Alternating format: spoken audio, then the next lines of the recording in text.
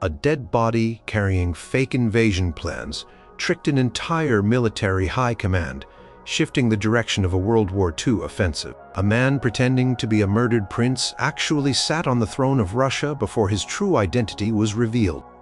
Ancient Persia unknowingly bowed to an impostor king after a secret royal assassination, a deception that held until a missing body part sparked suspicion. A humble kitchen worker was once crowned King of England by powerful nobles, all while the real royal heir he mimicked was locked away. Number 8. The spy who fooled the British and helped win a revolution. Imagine, it's the American Revolution. Things are tense. Both the American Continental Army and the British forces are desperate for good information, for an edge over the other. In Virginia, a man named James Armistead wanted to contribute to the Patriot cause. Armistead was an enslaved African-American man, his status a harsh reality of the time. But he had a plan, a risky one. In 1781, he got permission from his enslaver, William Armistead Jr., to volunteer for the American Army under the Marquis de Lafayette, the young French general who was a crucial ally to George Washington. Lafayette recognized an opportunity. He needed spies, people who could get close to the British without raising alarm. James Armistead was tasked with posing as a runaway slave who wanted to serve the British. He made his way to the camp of Brigadier General Benedict Arnold, who by then had infamously switched sides and was leading British forces in Virginia. Arnold, believing Armistead was a simple runaway looking for work and perhaps sympathetic to the British, took him in. Armistead started as a laborer, but his apparent knowledge of the local terrain and his willingness to work made him useful. Soon, Armistead gained the trust of Arnold, and later Lord Cornwallis, the overall British commander in the South. The British officers saw him as someone who could guide them and perhaps provide information about American troop movements. They believed he was loyal to them. They even asked him to spy on the Americans. This was the perfect cover. Armistead agreed, playing the part of a double agent, but his true loyalty remained with Lafayette and the American cause. He would feed the British bits of harmless or misleading information carefully crafted by the Americans. Then he would travel back to American lines, often under the guise of visiting his supposed former master or running errands carrying crucial intelligence about British plans, troop strength, and morale. He wrote detailed reports for Lafayette. His information became incredibly valuable. For instance, he learned that the British were fortifying Yorktown and waiting for naval support and reinforcements there. This was a golden piece of intelligence. Armistead's reports helped General George Washington and Lafayette understand Cornwallis's strategy and his vulnerable position at Yorktown. Based in part on Armistead's intelligence, Washington decided to march his army south from New York, coordinating with French naval forces to trap Cornwallis. The British, completely misjudging Armistead's allegiance, continued to trust him, unaware that he was a key source for the very trap they were falling into. The siege of Yorktown in the autumn of 1781 was the decisive battle of the American Revolution. Cornwallis, surrounded by American and French forces on land and blocked by the French fleet at sea, was forced to surrender. This victory effectively ended the war and secured American independence. James Armistead's dangerous work, predicated on the British mistaken belief about his identity and loyalty, played a direct role in this historic outcome. After the war, Lafayette wrote a testimonial praising Armistead's service, which helped him petition the Virginia legislature for his freedom. In 1787, James Armistead was granted his freedom and adopted the surname Lafayette in honor of the general. He lived as a farmer in Virginia until his death, a quiet hero whose story of mistaken identity helped birth a nation. Number 7. The diplomat who was a woman or a man and confused empires. Step into the glittering yet treacherous world of 18th century European diplomacy. Meet Charles Genevieve, Louis Auguste André Timothy Dion de Beaumont, known simply as the Chevalier Dion. Born in 1728 in France, Dion lived the first 49 years of their life publicly as a man. They were a skilled lawyer, a writer, a diplomat, and even a captain of dragoons in the French army, decorated for bravery in the 7 Years' War. Dion's identity was far more complex than it appeared, and the way people perceived them, often mistakenly, had ripples across nations. Dion's public career included secret missions. In the 1750s, they were part of King Louis XV's Secret du Roi, a network of clandestine spies. One mission took Dion to the Russian court of Empress Elizabeth. Later accounts, some by Dion, suggested they disguised themselves as a woman, Via de Beaumont, to gain access to the Empress.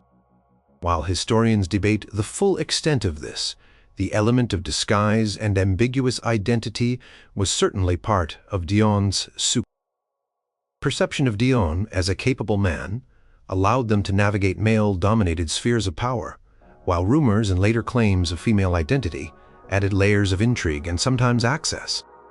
In 1762, Dion was sent to London as part of the embassy negotiating the end of the 7 Years' War, later becoming interim ambassador. They were popular and effective.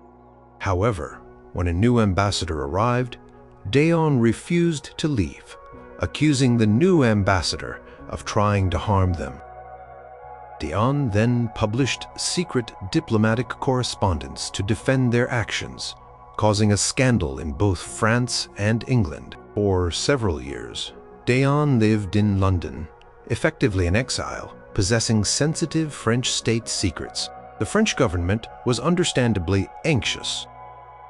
Around 1770, rumors began circulating in London that the Chevalier Dion was in fact a woman. These rumors became so widespread that bets were placed on the London Stock Exchange about Dion's true sex. Dion neither confirmed nor denied, letting the speculation swirl. This ambiguity was a form of power, keeping everyone guessing. People made assumptions, often incorrect, about who Dion truly was. Finally, in 1777, Dion negotiated a return to France. Condition from King Louis XVI was astonishing. Dion had to declare themselves female and agree to wear women's clothing for the rest of their life. Dion agreed, claiming to have been born female but raised as a boy for inheritance reasons. For the next 33 years, the Chevalier lived as Mademoiselle Dion. This official declaration, based on Dion's claim, altered their life profoundly. No longer able to serve in the military or certain diplomatic roles as a woman, Dion's public influence shifted. They became a celebrity, a symbol of gender ambiguity. Perception of Dion as a woman, enforced by the state, shaped their later years. When the French Revolution broke out, Dion, living in England, again offered to lead a division of female soldiers for France, but was refused. Dion died in London in 1810 in relative poverty. Upon their death, doctors performed an examination and declared that Dion possessed male anatomy complete with male organs perfectly formed in every respect. This final revelation meant that for over 3 decades, society, and indeed the French government, had officially, and perhaps willingly, mistaken Dion's biological sex based on their declaration. The Chevalier Dion's life, marked by shifting identities and the world's often mistaken perceptions, not only influenced diplomatic tangles, but also forced a public reckoning with gender itself, leaving a legacy that fascinates to this day. Number 6. The Lost Princess, who haunted a fallen empire.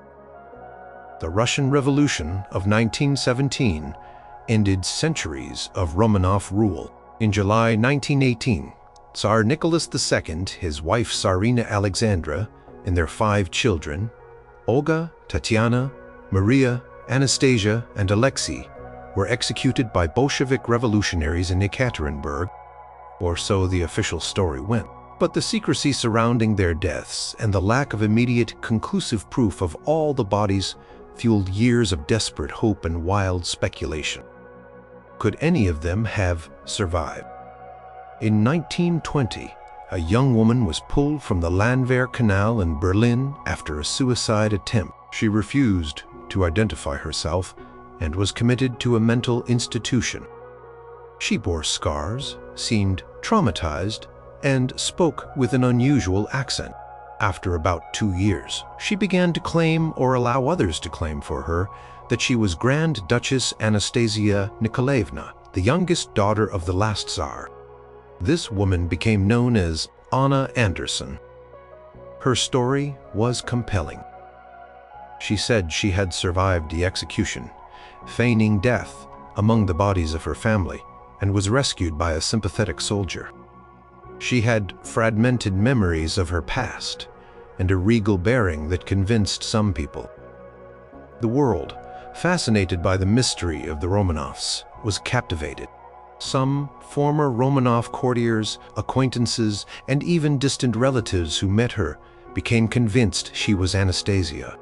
They pointed to her resemblance to photos of the Grand Duchess, her knowledge of intimate details of court life, and certain physical characteristics, like a foot deformity Anastasia supposedly had. However, many others, including the Tsarina's brother, Grand Duke Ernst Ludwig of Hesse, and former Romanov tutors, vehemently denied her claims.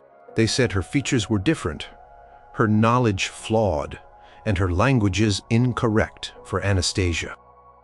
Private investigators hired by the Romanov family concluded she was Franziska Szankowska, a Polish factory worker with a history of mental illness, who had disappeared around the time Anna Anderson surfaced. But Anna Anderson stuck to her story, and her supporters were passionate. For decades, Anna Anderson lived as the lost Anastasia. Her claim led to one of the longest-running legal battles in German history, as she sought to be officially recognized and to gain access to any remaining Romanov fortune. Courts never definitively ruled in her favor on the identity claim. Constant debate and the mystery surrounding her kept the tragic story of the Romanovs alive in the public imagination. Books were written, plays performed, and movies made, all centered on the romantic notion of a surviving princess. The belief that Anna Anderson was Anastasia altered the lives of many. It gave hope to Russian émigrés, caused rifts within the remaining Romanov family, and sustained a global fascination. It wasn't just about money, for many. It was about righting a historical wrong, or simply believing in a miracle. Anna Anderson herself lived a tumultuous life, eventually moving to the United States and marrying a history professor. She died in 1984, still claiming to be Anastasia to some, still an imposter to others. The final scientific chapter came after the fall of the Soviet Union. In 1991, 9 skeletons were exhumed from a grave near Ekaterinburg. DNA testing confirmed them to be Tsar Nicholas, Tsarina Alexandra, and 3 of their daughters. 2 children, Alexei and 1 daughter, believed to be either Maria or Anastasia, were missing from that grave, briefly fueling speculation again. However, DNA samples taken from Anna Anderson's preserved tissue were compared to DNA from Prince Philip, Duke of Edinburgh, a grandnephew of Tsarina Alexandra. The results, published in 1994, showed no relation. Anna Anderson was not Anastasia. She was almost certainly Franziska Szankowska. Later, in 2007, the remains of the 2 missing Romanov children were found in a separate grave and identified through DNA. The entire imperial family had indeed perished in 1918. But for over 60 years, the world's mistaken belief in one woman's identity shaped how the Romanov tragedy was remembered and felt, a poignant testament to the power of a story. Number 5. The corpse that fooled Hitler and won a battle. World War II was a chess game of unimaginable stakes, where deception could be as powerful as a division of tanks. In early 1943, the Allies were planning their next big move in Europe. The strategic target was Sicily, a stepping stone to Italy and the soft underbelly of Axis Europe. But Sicily was an obvious target. The Allies needed to convince the Germans that they were aiming for somewhere else entirely. This called for a trick of epic proportions. British intelligence, specifically Ewan Montagu and Charles Cholmondeley of the XX Committee, double-cross system, hatched a daring plan codenamed Operation Mincemeat. The idea was audacious. Plant fake secret documents on a dead body, dress him as a British officer, and let him wash ashore in neutral Spain, where it was known that German intelligence agents were active and had good contacts with pro-German Spanish officials. The hope was that these documents would be passed to the Germans and believed. Finding a suitable body was the first challenge. They eventually obtained the body of Glyndor Michael, a homeless man who had recently died in London from ingesting rat poison. His identity was perfect for the deception because he had no family who would come looking for him. The next step was to create a believable persona for the corpse. He was to become Major William Martin of the Royal Marines, a fictitious staff officer. Major Martin was given a whole pled crow, an ID card, letters from a sweetheart named Pam, a secretary at MI5, ticket stubs from a London theater, overdue bills, even a stern letter from his bank manager. Every detail was designed to make him seem utterly real. The most crucial part was the secret documents.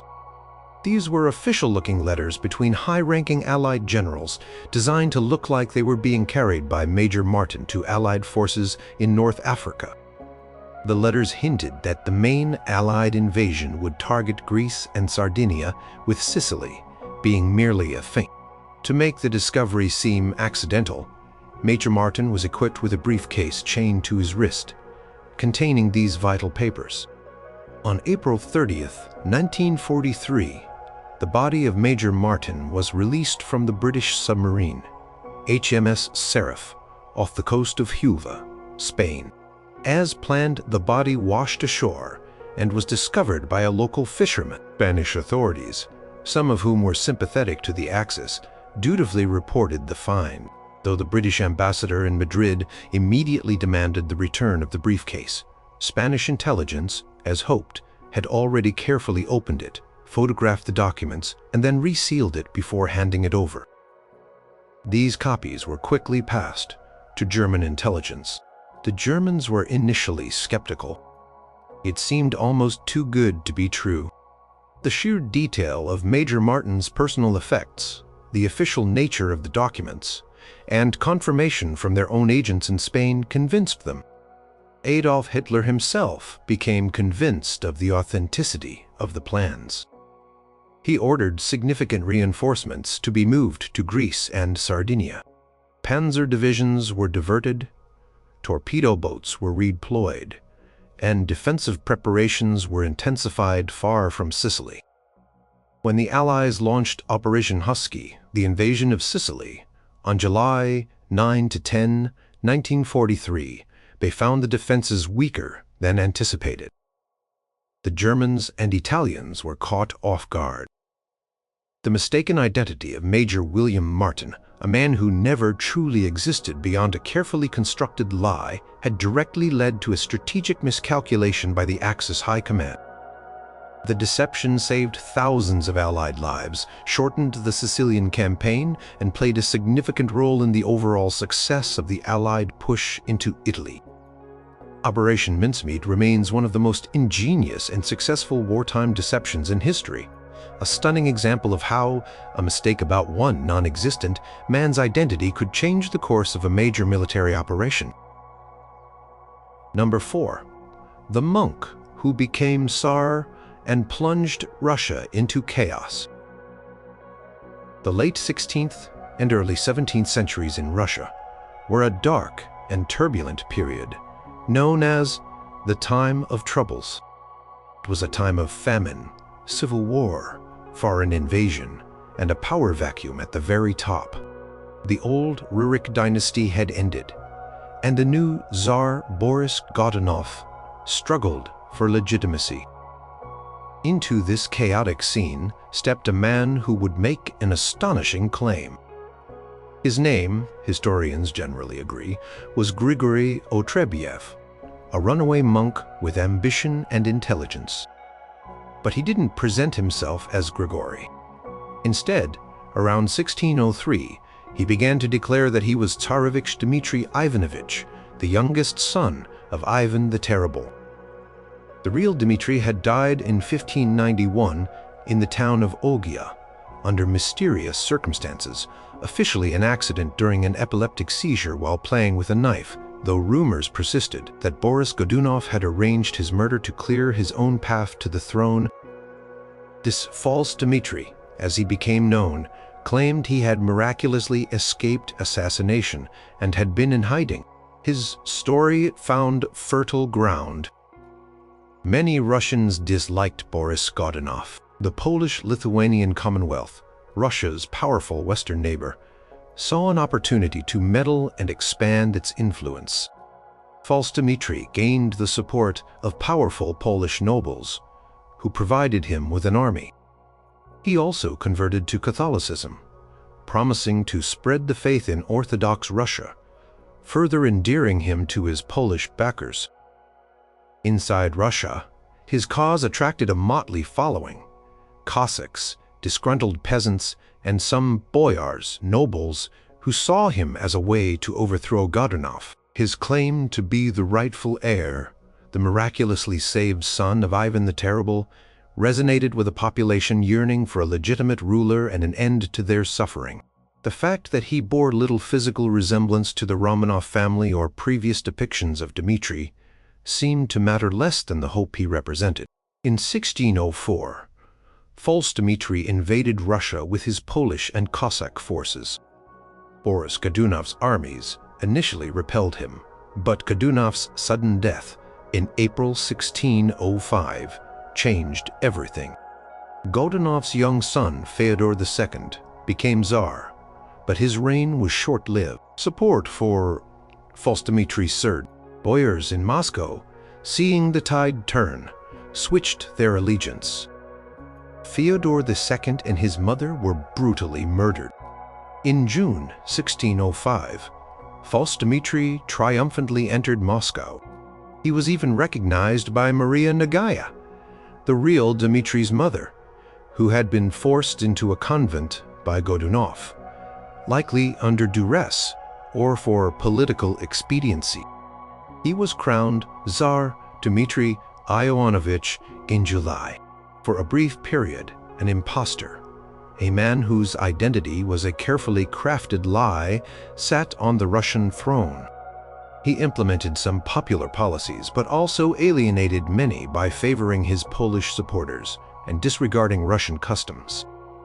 His marriage to a Polish Catholic noblewoman, Marina Ministek, and the boorish behavior of the Polish entourage at the wedding further inflamed tensions.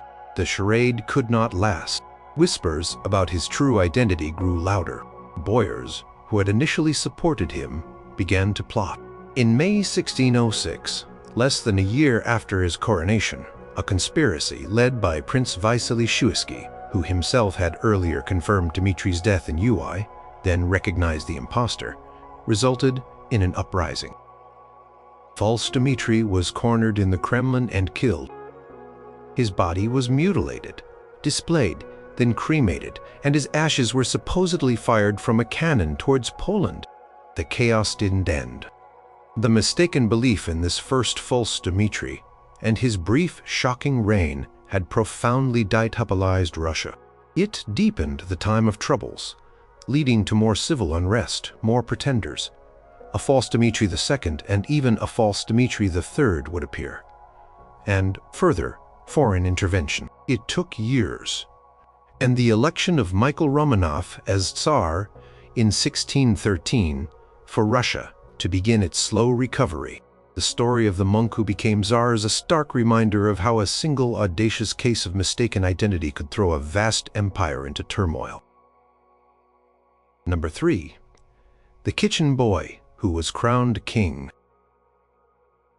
The Wars of the Roses, a brutal dynastic struggle between the houses of Lancaster and York, had officially ended with Henry Tudor's victory over Richard III at the Battle of Bosworth Field in 1485.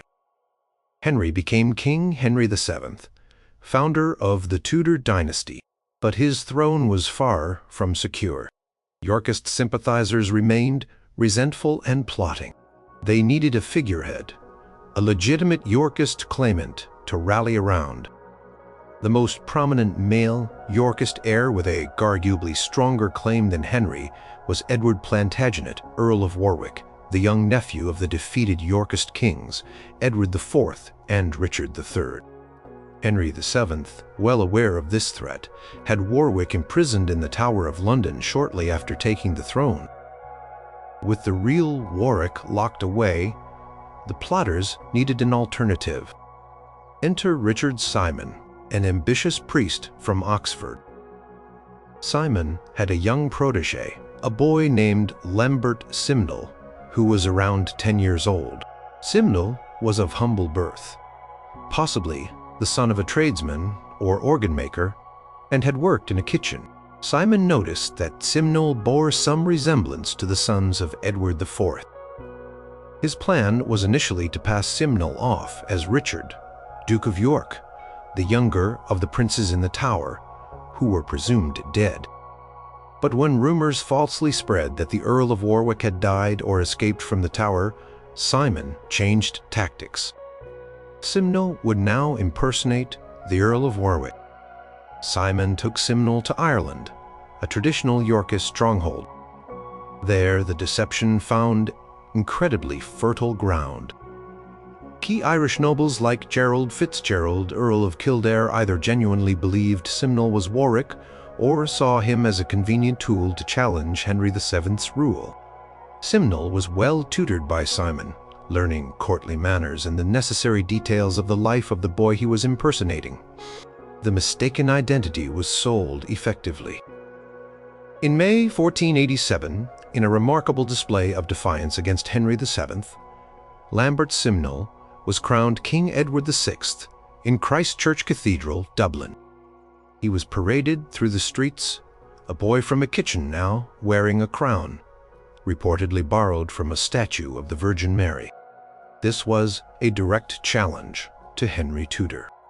Margaret of Burgundy, the sister of Edward IV and Richard III and a staunch Yorkist living in continental Europe, also threw her support behind Simnel. She provided financial backing and a force of about 2,000 German and Swiss mercenaries, led by the experienced commander Martin Schwartz.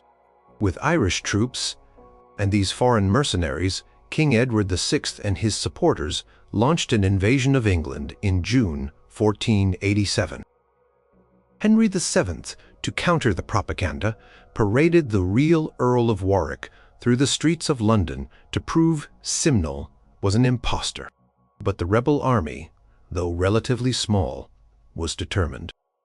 The two forces met at the Battle of Stoke Field in Nottinghamshire on June 16, 1487. The battle was fierce and bloody, considered by many historians to be the last major engagement of the Wars of the Roses. Henry VII's royal forces, though initially troubled, eventually triumphed. Most of the rebel leaders, including Martin Schwartz and several key Yorkist nobles, were killed. Richard Simon, the architect of the plot, was imprisoned for life. And Lambert Simnel, the boy king. Henry VII, in a surprisingly lenient and shrewd move, spared his life. Perhaps recognizing Simnel was merely a pawn, Henry put him to work in the royal kitchens. The boy who had been crowned king was now turning spitz. He later became a royal falconer. The Simnel Rebellion, built entirely on a case of mistaken identity, had posed a serious threat to Henry VII's new reign. It forced him to fight a major battle to secure his throne and demonstrated the lingering Yorkist sentiment that would continue to trouble him. The story of the kitchen boy who became a temporary king highlights the instability of the era and the desperate lengths to which people would go to reclaim lost power. Number 2. The Phantom Prince who haunted a king for years. Just a few years after the Lambert-Simnel Rebellion was quashed, King Henry VII faced an even more persistent and dangerous threat from another pretender. This time, the young man claimed to be Richard of Shrewsbury, Duke of York, the younger of the two princes in the Tower. These princes, sons of King Edward IV, had disappeared in 1483 after being confined to the Tower of London by their uncle Richard III, and were widely believed to have been murdered. If one of them had survived, he would have a very strong claim to the English throne, arguably stronger than Henry VII's. Around 1491, a Minotic young man appeared in Ireland, the same place Simnel had found support. He declared himself to be Richard, Duke of York. This man was Perkin Warbeck, probably born in Tournai in Flanders around 1474. He was intelligent, plausible, and bore enough of a regal air to convince some people. He claimed he had been spared death in the Tower and smuggled abroad, living in secrecy until the time was right to reclaim his birthright. Warbeck's claim was far more troublesome for Henry VII than Simnel's had been. For one, the fate of the actual Richard, Duke of York, was genuinely unknown, making Warbeck's story harder to disprove definitively than Simnel's, since the real Earl of Warwick, whom Simnel impersonated, was Henry's prisoner. Secondly, Warbeck received significant international support from Henry VII's enemies, who were eager to destabilize the Tudor regime. Charles VIII of France initially welcomed Warbeck to Paris, treating him as a prince. Although French support cooled after Henry VII made peace with France, Warbeck found a far more enthusiastic and committed backer in Margaret of Burgundy. Margaret, and to the real Richard, Duke of York, publicly recognized Warbeck as her nephew, coached him in the ways of the Yorkist court, and became his staunchest promoter. Her support gave Warbeck significant credibility. He then moved to the court of the Holy Roman Emperor Maximilian I, who also acknowledged him as Richard IV of England, though Maximilian lacked the resources to offer substantial military aid. For several years, Warbeck was a diplomatic pawn and a genuine threat. He attempted landings in England and Ireland. In 1495, he tried to land at Deal in Kent, but his forces were repulsed. Several of his English supporters were captured and executed, including Sir William Stanley, Henry VII's own Lord Chamberlain, a shocking betrayal that showed how deeply Warbeck's claim could penetrate even the king's inner circle. Warbeck then found refuge in Scotland, where King James IV received him with full honors. James IV saw an opportunity to cause trouble for his southern neighbor and perhaps gain territory. He even gave Warbeck a high-born Scottish bride, Lady Catherine Gordon, a cousin of the king himself. In 1496, James IV launched an invasion of England on Warbeck's behalf, but it was a dismal failure, achieving little beyond raiding the northern counties. Support for Warbeck in England failed to materialize. Despite repeated setbacks, Warbeck persisted. In 1497, he tried to capitalize on a rebellion in Cornwall against Henry VII's taxes. He landed in Cornwall, proclaimed himself King Richard IV, and gathered a small army of Cornish rebels. They marched on Exeter, but failed to take the city. With royal forces closing in, Warbeck's nerve finally broke. He abandoned his army and sought sanctuary at Beaulieu Abbey. Henry VII persuaded Warbeck to surrender with a promise of his life. He was brought to London, initially treated with some leniency, and made to publicly confess his imposture. However, after trying to escape in 1498, he was imprisoned in the Tower of London. There, he allegedly became involved in a new plot with the still imprisoned Earl of Warwick, the same man Lambert Simnel had impersonated. In 1499, Perkin Warbeck was tried and hanged for treason. The Earl of Warwick was also executed shortly thereafter, removing the last prominent male Yorkist claimant. Perkin Warbeck's 7-year charade, based on a mistaken or fabricated identity, had profound consequences. It consumed Henry VII's attention, drained his treasury, complicated his foreign policy, and forced him to take ruthless measures to secure his dynasty. The Phantom Prince, whether a clever impostor or a self-deluded fantasist, had proven that a believable lie in the right circumstances could shake the foundations of a kingdom. Number 1. The Impostor King and the Secret of the Missing Ears. In the vast Achaemenid Empire of Ancient Persia, around 522 BC, a drama of deception and murder unfolded at the highest levels of power, a story that would change the course of the empire. The reigning king, Cambyses II, son of the legendary Cyrus the Great, was away on a long and arduous campaign in Egypt. Back in Persia, his younger brother Bardia, known as Smerdis by the Greek historian Herodotus, was popular and influential. According to the historical accounts, primarily from Herodotus and the Behistun inscription commissioned by Darius the Great, Cambyses grew jealous and fearful of Bardia. Before or during his Egyptian campaign, Cambyses secretly arranged for Bardia to be murdered. The assassination was kept so quiet that most people in Persia, including much of the nobility, were unaware that the true Bardia was dead. This secrecy created an opportunity. A Magian priest named Patazias, who was one of the few aware of Bardia's death, had a brother named Gomata. This Gomata bore a striking resemblance to the deceased prince Bardia. Patazias conceived a bold plan.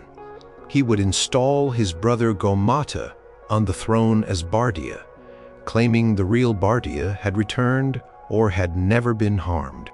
In March 522 BC, Gomata, posing as Bardia, proclaimed himself king. The Persian people, unaware of the switch and perhaps dissatisfied with Cambyses' long absence and harsh rule, readily accepted him.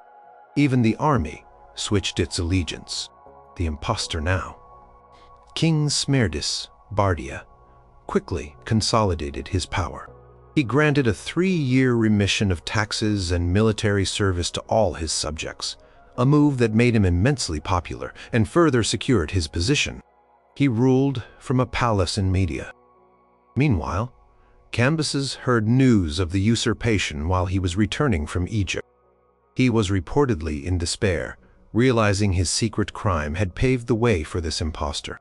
According to Herodotus, Cambyses, as he leaped upon his horse to rush back, accidentally wounded himself in the thigh with his own sword, in the same place he had struck the sacred Apis bull in Egypt. The wound became gangrenous, and Cambyses died in Syria, leaving Gomata, the false Bardia, as the undisputed ruler of the Persian Empire. The impostor reigned for several months, but suspicion began to grow among some of the Persian nobles. One of these nobles was Otanes. Herodotus tells a fascinating tale of how the deception was uncovered. Otanes had a daughter, Phidimia, who had been one of Cambyses' wives and was subsequently taken into the harem of the new king. Otanes suspected something was amiss because the king never left the citadel and never summoned any of the leading Persian nobles into his presence. He instructed his daughter to find out if the king was indeed Bardia, son of Cyrus, or someone else. He remembered that the Magian Gomata had his ears cut off years before by Cyrus the Great as a punishment for some serious offense. The real Bardia, of course, would have had his ears intact. Phidemia bravely waited until it was her turn to be with the king. When he was asleep, she felt for his ears and discovered they were missing. She secretly relayed this explosive information to her father. Otanes then shared this knowledge with 6 other trusted Persian noblemen, including Darius, a member of a collateral branch of the Achaemenid royal family. The 7 conspirators knew they had to act quickly. They traveled to the fortress where Gaumata was residing, gained entry, and, after a short, sharp fight, killed the impostor Magian and his brother Patazes. Following the assassination of Gaumata, there was a period of uncertainty and debate among the conspirators about the future form of government. Eventually, through a combination of agreement and perhaps a clever trick involving horses, as Herodotus colorfully recounts, Darius was chosen as the new king. Darius the Great went on to become one of Persia's most effective rulers, expanding the empire, reforming its administration, and leaving behind the monumental Behistun inscription, which tells his version of these events, justifying Gaumata's imposture. The brief reign of the false Bardia, a man mistaken for a prince, thus directly led to a change in the ruling line of the Achaemenid dynasty, and set the stage for Darius's influential reign, forever altering the history of ancient Persia and the wider world.